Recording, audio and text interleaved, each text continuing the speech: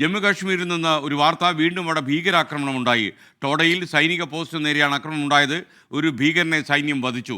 ഇന്നലെ വെടിവുണ്ടായ കത്വയിലും അക്രമികളിൽ ഒരാൾ കൊല്ലപ്പെട്ടു എന്ന് അറിയുന്നു.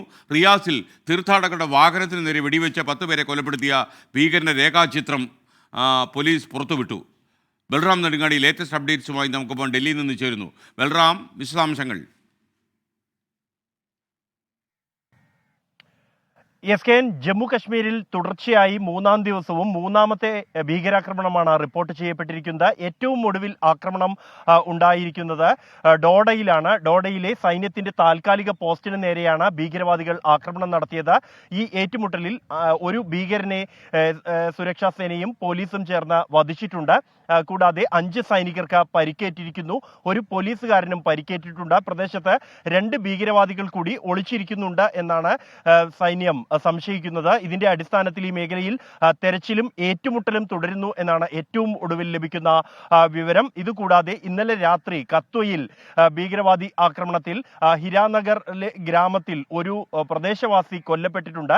നുഴഞ്ഞു കയറിയ ഭീകരർ ഈ പ്രദേശത്തെ ഗ്രാമത്തെ വീടുകളിൽ വെള്ളവും ഭക്ഷണവും ചോദിച്ചെത്തിയെന്നും ഈ ആശങ്കയെ തുടർന്ന് സഹായത്തിനായി ഈ ഗ്രാമവാസികൾ പോലീസിനെ വിളിച്ചു എന്നുമാണ് പോലീസ് അറിയിക്കുന്നത്. ഗ്രാമവാസികൾ ശബ്ദമുണ്ടാക്കിയതോടുകൂടി ഭീകരർ തുടർച്ചയായി നാട്ടുകാർക്ക് നേരെ വെടിയുതിർക്കുകയായിരുന്നു. ഇതിനിടെയാണ് ഒരാൾ കൊല്ലപ്പെടുകയും മറ്റ് 2 പേർക്ക് പരിക്കേൽക്കുകയും ചെയ്തത്. തുടർന്ന് ഇവിടെ എത്തിയ സുരക്ഷാ സേന ഈ ഭീകരവാദികൾക്ക് നേരെ വെടിവെപ്പ് നടത്തി. ഇതിലാണ് ഒരു ഭീകരനെ വധിച്ചത്. മറ്റ് 2 ഭീകരർ പ്രദേശത്ത് തന്നെ ഒളിച്ചിരിക്കുന്നുണ്ട് എന്നാണ് സംശയിക്കുന്നത്.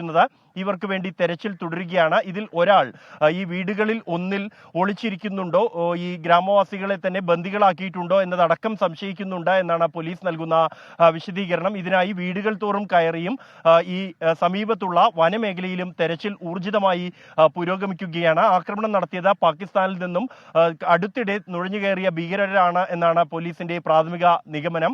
ഒപ്പം തന്നെ ഞായറാഴ്ച റിയാസിയിലുണ്ടായ തീർത്ഥാടക ബസ്സിന് നേരെയുണ്ടായ ആക്രമണം നടത്തിയ ഭീകരവാദിയുടേതെന്ന് സംശയിക്കുന്ന ഒരു രേഖാചിത്രം പോലീസ് പുറത്തുവിട്ടിട്ടുണ്ട്. ഇയാളെക്കുറിച്ച് വിവരം നൽകുന്നവർക്ക് 20 ലക്ഷം രൂപ പാരിതോഷികമാണ് പോലീസ് പ്രഖ്യാപിച്ചിരിക്കുന്നത്. ഈ സംഭവത്തിൽ 6 പേരെ കസ്റ്റഡിയിലെടുത്ത് പോലീസ് ചോദ്യം ചെയ്യുകയാണ്. ഇവരിൽ നിന്നും സാക്ഷിമൊഴികളിൽ നിന്നും ലഭിച്ച വിവരത്തിന്റെ അടിസ്ഥാനത്തിലാണ് ഈ രേഖാചിത്രം പുറത്തുവിട്ടിരിക്കുന്നത്. ഈ ഭീകരാക്രമണത്തിൽ, റിയാസിയിൽ നടന്ന ഭീകരാക്രമണത്തിൽ 10 തീർത്ഥാടകർ മരിക്കുകയും 33 പേർക്ക് പരിക്കേൽക്കുകയും ചെയ്തിരുന്നു. എസ്കെൻ.